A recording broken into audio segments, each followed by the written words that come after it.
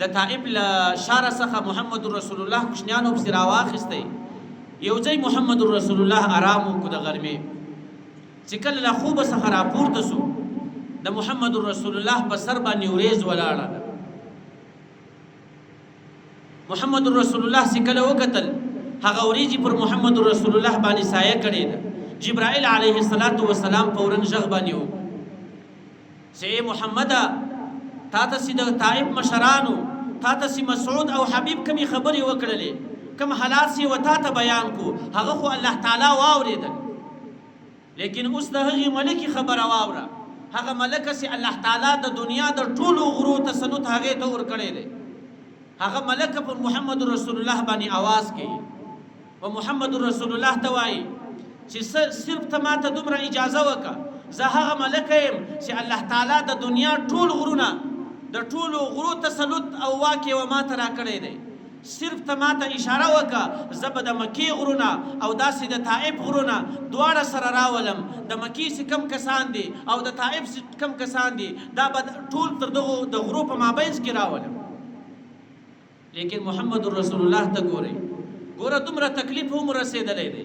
محمد رسول الله وایي کچیرې د مکې قریشو ایمان نه دی راوړی او داسې د طائف مشرانو ایمان نه دی راوړی او د طائف مشرانو زه په ډبرو باندې ویلی یم، دا هېڅ خبره نه ده. الله تعالی به د دوی په نسلو کې یو داسې کس پیدا کړي چې هغه به الله تعالی په وحدانیت باندې ومني. ګوره د محمد رسول الله شفقت ته ګورئ.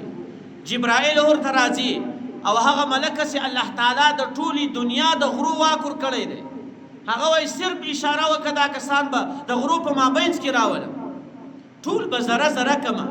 محمد رسول الله سره دی خو پرېږده چې د دوی څومره غم ورسره دی، د دوی د زمنو غم ورسره دی، د دوی د لمسو غم ورسره دی، د دوی د کړوسو غم ورسره دی چې د دوی په لمسیانو او په کړوسیانو کې به د دوی په نسلو کې به یو داسې کس پیدا سي چې هغه به الله تعالی په وحدانیت باندې ومني. دا فیصله یې نه وکړه چې پر دوی باندې غرونه راولي.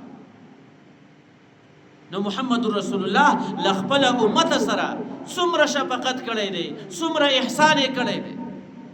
حتی د مرګ په وخت باندې هم دی اسرائیل ته وایي دا ورته وایي چې د زکندن څومره تکلیف دی هغه پر ما باندې تېر که، زما پر امت باندې مه تېروه.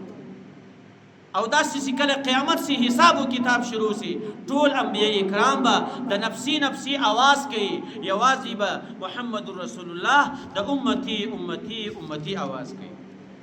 هلته به سوال و جواب د یو نبی په خبره باندې نه شروع کیږي.